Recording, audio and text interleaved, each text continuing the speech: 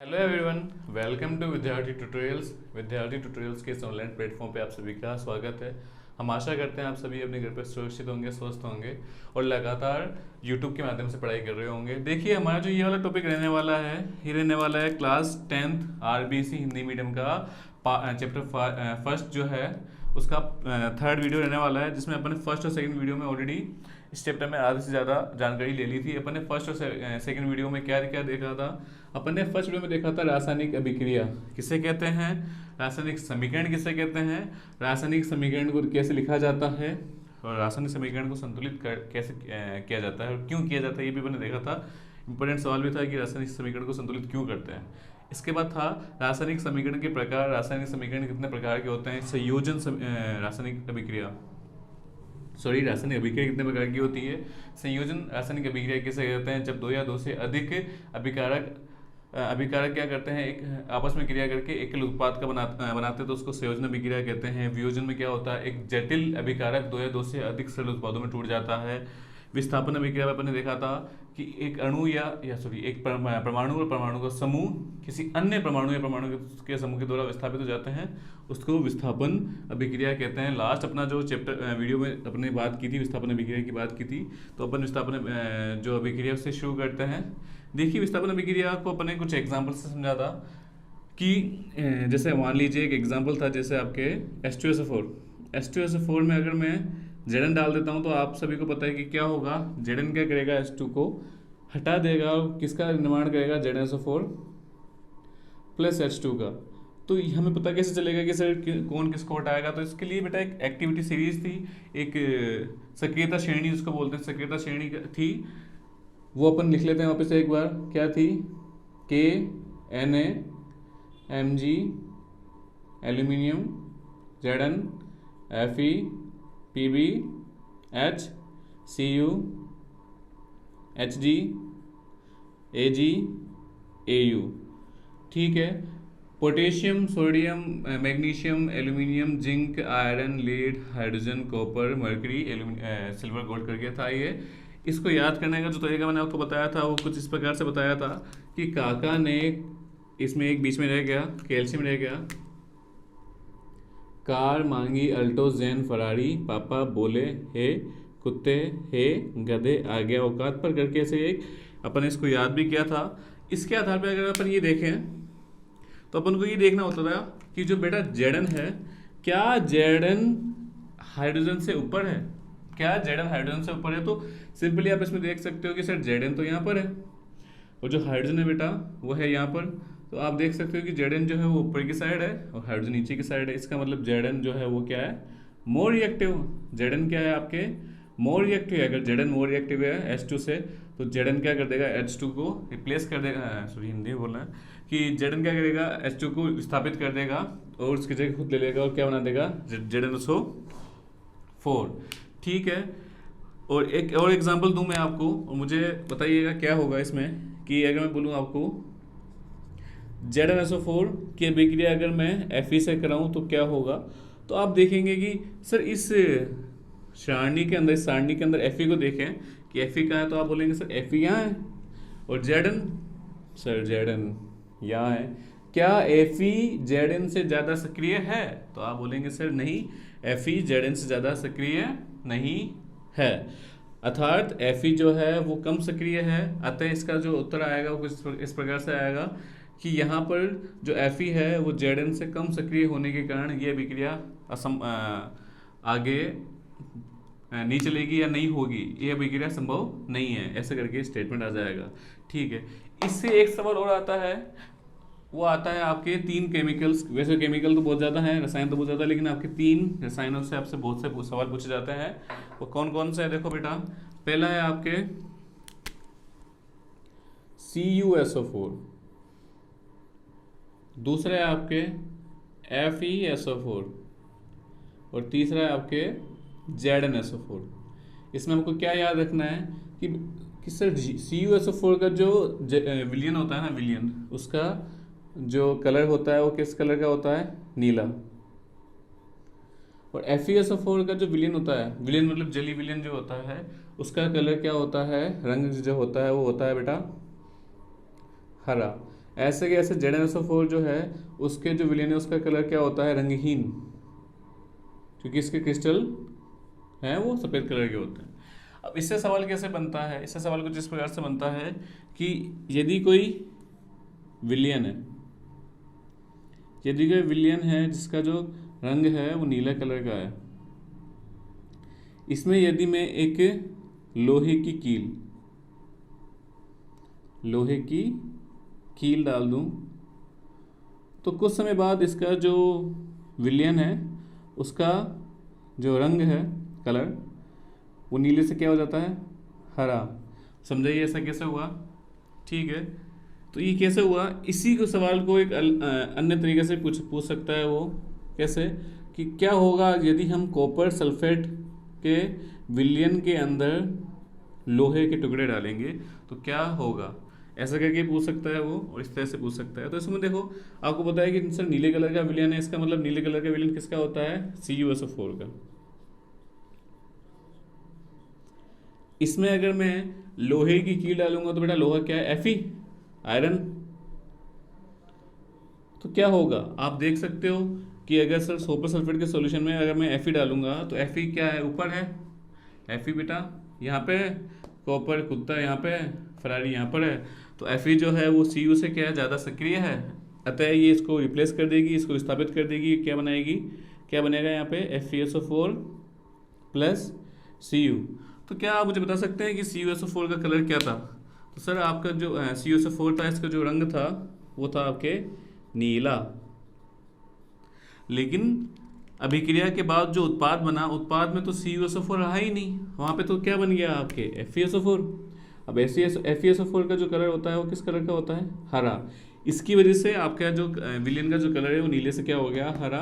तो इसका उत्तर क्या होगा कि जब लोहे की कील को नीले कलर के सॉल्यूशन यानी विलियन जो कि कॉपर सल्फेट का विलियन है उसमें डाला जाता है, तो जो आयरन है या Fe है वो कॉपर सल्फेट के विलियन में से कॉपर को विस्थापित करता है और ये FeSO4 का निर्माण करता है, जिस कारण विलेन का जो रंग है वो हरा हो जाता है। सेम यहाँ पर होगा कि जो आयरन है यहाँ पे आप लिख सकते हो Fe ज़्यादा क्रियाशील है, ज़्यादा सक्रिय है, किससे, Cu से, और इसलिए वजह से वो उसको विस्थापित करके FeSO4 का निर्माण करता है, जिसकी वजह से विलेन का कलर क्या हो जाता है, विलेन का रंग जो है वो हरा हो जाता है। सेम आपके आ सकता है कि एक विलेन है जिसका जो कलर है वो आपके हरा है, इस बार लोहे की कील डाली आपके, इस बार आपके जिंक के टुकड़े डाल दिए, तो आपने टुकड़े डाल दिए तो क्या होता है कि विलेन जो है उसका कलर गायब हो जाता है, वो रंगहीन हो जाता है। ऐसा क्यों होता है, तो इसका उत्तर आप मुझे बताएंगे कमेंट के अंदर लिख के कि ऐसा क्यों होता है कि जब आप जिंक के टुकड़े को विलेन हरे कलर के विलेन में डालते हो या फिर नीले कलर के विलेन में डालते हो तो भी क्या होगा, विलेन का जो कलर है या रंग जो है वो रंग गायब हो जाता है। उसका कारण जो रहेगा वो मुझे आप बताएंगे आप कमेंट करके कि उसका रीज़न क्या है। ठीक है, तो यहाँ से सवाल आता है, अधिकतर लिखा गया है, और ये सवाल ऐसे होते हैं जो बुक के अंदर डायरेक्टली नहीं लिखे हुए होते हैं, इनडायरेक्टली होते हैं और अक्सर पूछे जाते हैं। ठीक है, तो यहाँ तक का जो टॉपिक था अपना ऑलरेडी था, ये तो अपने रिवीजन में चल रहा था। आज का जो टॉपिक है वो आपका है, सबसे पहला टॉपिक वो है आपके द्विविस्थापन अभिक्रिया। कौन सी, द्विविस्थापन अभिक्रिया। बेटा अगर मैं द्विविस्थापन अभिक्रिया की बात करूं तो द्विविस्थापन अभिक्रिया किसे कहते हैं, जैसा नाम में ही है कि विस्थापन हो रहा है, लेकिन द्वि यानी दोनों का ही, कि मान लो एक अभिकारक तो है कुछ AB, दूसरा अभिकारक है XY।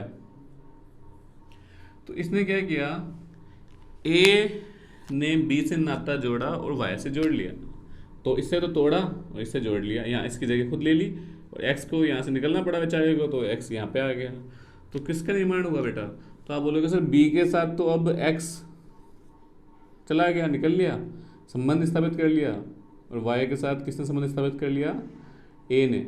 इस तरह का जो विस्थापन है उसको द्विविस्थापन बोलते हैं। अगर इसकी परिभाषा की बात करें तो सेम परिभाषा आएगी द्विविस्थापन के समान ही, कि जब किसी रासायनिक अभिक्रिया में कोई परमाणु या परमाणु का जो समूह है वह दोनों अभिकारकों के इसमें आएगा ऐसी रासायनिक अभिक्रिया जिसमें दोनों अभिकारकों के परमाणु या परमाणु के समूह एक दूसरे के द्वारा विस्थापित हो जाते हैं, वो रासायनिक अभिक्रिया द्विविस्थापन रासायनिक अभिक्रिया कहलाती है। जिसमें क्या हो रहा है कि दोनों अभिकारकों के परमाणु या परमाणु के समूह एक दूसरे के द्वारा क्या हो रहे हैं, विस्थापित हो रहे हैं।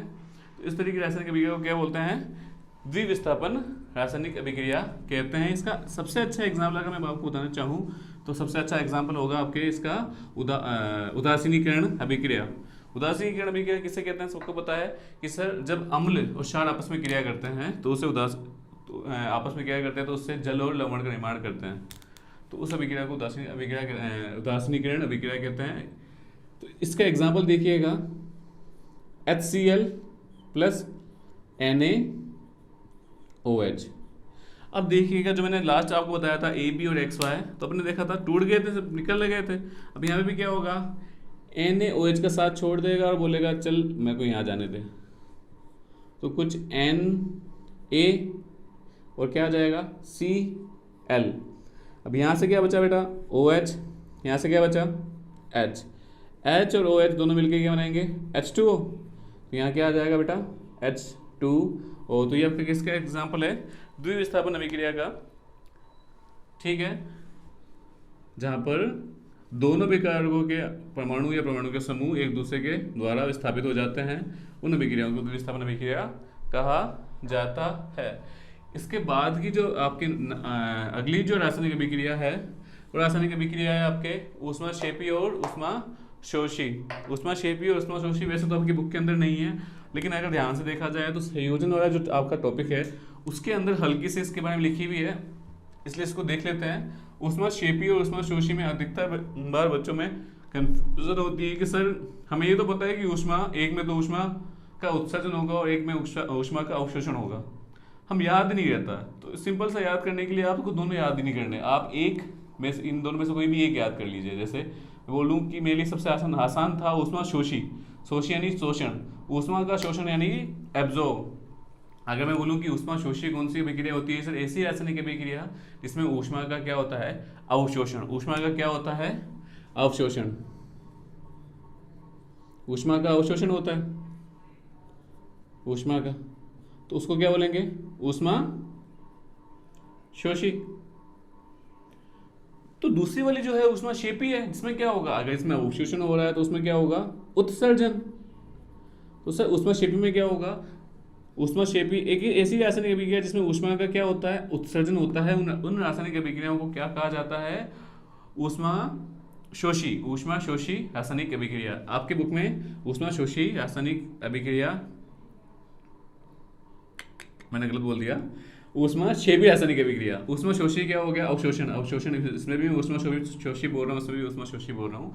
तो वह रासायनिक अभिक्रिया जिसमें ऊष्मा का अवशोषण होता है उसमें ऊष्माशोषी कहते हैं, और जिसमें ऊष्मा का उत्सर्जन होता है उसमें ऊष्माक्षेपी, उसमें उसे क्या कहते हैं ऊष्माक्षेपी रासायनिक अभिक्रिया कहते हैं। आपके बुक के अंदर जो एग्जाम्पल दिया गया है ओनली ऊष्माक्षेपी का दिया हुआ है, ऊष्माक्षेपी का एग्जाम्पल दिया हुआ है, वो एग्जाम्पल मैं आपके सामने लिख भी देता हूँ। N2 plus H2 gives us NH3 plus ऊष्मा। यहाँ देखो ऊष्मा निकल रही है, ऊष्मा निकल रही है, तो ये रासायनिक अभिक्रिया क्या हो गई आपके, जिसमें ऊष्मा का उत्सर्जन होता है उसको क्या बोलते हैं ऊष्माक्षेपी। ऊष्माक्षेपी रासायनिक अभिक्रिया, और जिसमें ऊष्मा का अवशोषण होता है उसमें ऊष्माशोषी। ऊष्माशोषी इसमें क्या होता है, जैसे मान लो आपने A प्लस B से आपके AB बन गया, इसमें भी क्या होगा ऊष्मा के साथ यहाँ नेगेटिव यानी माइनस आएगा। इसका मतलब क्या, इसमें ऊष्मा का क्या हो रहा है अवशोषण, इसमें ऊष्मा का क्या हो रहा है आपके उत्सर्जन। ये एग्जाम्पल आपकी बुक में है नहीं तो आपको याद भी नहीं करना, ऊष्माशोषी का ऊष्माक्षेपी का था इसलिए मैंने आपको लिखवा दिया, ठीक है। इसके बाद की और एक रासायनिक अभिक्रिया आपके आती है, वो आपके है ऑक्सीकरण और अपचयन। ऑक्सीकरण और अपचयन में से मैं आपको बोलना चाहूँगा कि कोई एक याद कर लो, जैसे मेरे लिए आसान था ऑक्सीकरण याद करना। सर ऑक्सीकरण क्या है, किससे कहते हैं, सर वो रासायनिक अभिक्रिया जिसके अंदर, वो रासायनिक अभिक्रिया जिसमें ऑक्सीजन का योग अथवा हाइड्रोजन का निकास हो, निकले। वह रासायनिक अभिक्रिया जिसमें ऑक्सीजन का योग हो अथवा हाइड्रोजन का निकास हो, उन रासायनिक अभिक्रिया को क्या कहा जाता है? ऑक्सीकरण कहा जाता है। ऑक्सीकरण से जस्ट उल्टी यानी जस्ट विलोम जो होती है वो आपके कौन सी होती है? ऑक्सीकरण के बाद अपचयन। अपचयन इसको इंग्लिश में बोलते हैं ऑक्सीडेशन, इसको बोलते हैं रिडक्शन। तो सर आपको अपचयन के लिए क्या करोगे? सर इसका उल्टा, ऑक्सीजन की जगह क्या लिख दोगे? हाइड्रोजन, और हाइड्रोजन की जगह क्या लिख दोगे? ऑक्सीजन। सर ऐसी रासायनिक अभिक्रिया जिसमें हाइड्रोजन का तो योग हो अथवा ऑक्सीजन का क्या हो? निकास हो, उन रासायनिक अभिक्रिया को क्या कहते हैं? अपचयन या फिर रिडक्शन। अब यहाँ पे मैंने इनके इंग्लिश वर्ड क्यों लिखे हैं? क्योंकि अगली जो रासायनिक अभिक्रिया है वो है आपके रेडॉक्स। क्या है आपके? रेडॉक्स रासायनिक अभिक्रिया। रेडॉक्स रासायनिक अभिक्रिया, इसको हिंदी में अपौपचय रासायनिक अभिक्रिया भी कहा जाता है। अब ये जो रेडॉक्स रासायनिक अभिक्रिया है, इसमें देखो जो रेड है, ये वाला रेड है, अपौपचय में अप ये और ओप ये वाला आ जाता है। तो रेड जो है वो इसका है और ऑक्स जो है वो इसका है। मतलब सर रेडॉक्स अपने आप में कोई अभिक्रिया है ही नहीं, ये तो अपचयन और ऑक्सीकरण से मिलके बनी है, मतलब रिडक्शन और ऑक्सीडेशन से मिलके बनी है। तो इसकी डेफिनेशन भी कुछ ऐसी है कि वे रासायनिक अभिक्रिया जिसमें ऑक्सीकरण और अपचयन दोनों रासायनिक अभिक्रिया होती है, उन रासायनिक अभिक्रिया को क्या कहा जाता है? रेडॉक्स या अपौपचय रासायनिक अभिक्रिया। एक ऐसी रासायनिक अभिक्रिया जिसमें अपचयन और उपचयन एक साथ होता हो। सिंपल सा अगर लिखना चाहे उसको कि एक ऐसी रासायनिक अभिक्रिया जिसमें ऑक्सीकरण और अपचयन एक साथ हो, उन रासायनिक अभिक्रियाओं को क्या कहा जाता है? रेडॉक्स रासायनिक अभिक्रिया या फिर अपौपचय रासायनिक अभिक्रिया। जिसका एग्जाम्पल मैं देना चाहूंगा आपको, CuO प्लस H2 ऊष्मा, Cu प्लस H2O। इसको देखो एग्जाम्पल, इसमें देखो क्या हो रहा है। तो देखो इसमें अगर मैं यहाँ पे इसकी बात करूँ CuO की, तो CuO देखो, अब देखो यहाँ पर CuO था, यहाँ पे ओनली Cu है, तो इसमें से क्या निकल गया? ऑक्सीजन निकल गया। ऑक्सीजन के निकलने को क्या कहते हैं? अगर आपने ऑक्सीकरण याद किया तो ऑक्सीजन के जुड़ने को क्या कहते हैं? ऑक्सीकरण। तो ऑक्सीजन के निकलने को क्या करेंगे? अपचयन। तो यहाँ इसका क्या हो रहा है? रिडक्शन यानी कि अपचयन हो रहा है। ऐसे कैसे? यहाँ पर देखो हाइड्रोजन है, तो यहाँ पर भी हाइड्रोजन है और यहाँ पर भी हाइड्रोजन है। एक नया जो यहाँ पर ऐड हुआ है वो क्या है? ऑक्सीजन का योग हुआ है। हाइड्रोजन तो दोनों साइड ही है ना, हाइड्रोजन तो इधर भी है, हाइड्रोजन तो इधर भी है, लेकिन ऑक्सीजन यहाँ पे, ऑक्सीजन का क्या हुआ है? योग हुआ है। तो इस रासायनिक अभिक्रिया को मतलब यहाँ पे क्या हो रहा है? तो यहाँ पे आप बोलोगे सर यहाँ पे क्या हो रहा है? यहाँ हो रहा है ऑक्सीकरण, क्योंकि ऑक्सीजन का योग हो रहा है, और यहाँ पर क्या हो रहा है? अपचयन, क्योंकि यहाँ पर क्या है? ऑक्सीजन का निकास हो रहा है। तो और देखा जाए पूरी की पूरी रासायनिक अभिक्रिया में ऑक्सीकरण भी हो रहा है और अपचयन भी हो रहा है, इसलिए इस रासायनिक अभिक्रिया को क्या कहेंगे? अपौपचय या फिर रेडॉक्स रासायनिक अभिक्रिया। लगभग आपका जो चैप्टर है वो खत्म होने की ओर है। इसमें इसके बाद आपके दो टॉपिक और रह जाते हैं। एक तो रह जाता है आपके संचारण, दूसरा रह जाता है आपके विकृत गंधिता। संचारण के अंदर भी एक टॉपिक है जो चैप्टर जब शुरू हुआ था तब एक क्वेश्चन सवाल था कि मैग्नीशियम रिबन को जलाने से पहले क्यों साफ किया जाता है, तो उसको मैं संचारण के साथ ही पढ़ाऊंगा। उसके बाद आपके विकृत गंधिता, उसके बाद आपके चैप्टर खत्म हो गया। इस चैप्टर के जो नोट्स है वो आपको चैप्टर एंड होने पर मिल जाएंगे। और अगर इसमें इस चैप्टर से रिलेटेड अभी तक जो मैंने पढ़ाया उसमें कोई भी डाउट हो तो आप मुझे कमेंट करके पूछ सकते हैं, ठीक है। उम्मीद है आपको ये वीडियो अच्छा लगा होगा। अगर आपको हमारा ये वीडियो अच्छा लगा है तो मेरे वीडियो को लाइक करें, शेयर करें, सब्सक्राइब करें मेरे चैनल को। धन्यवाद दोस्तों।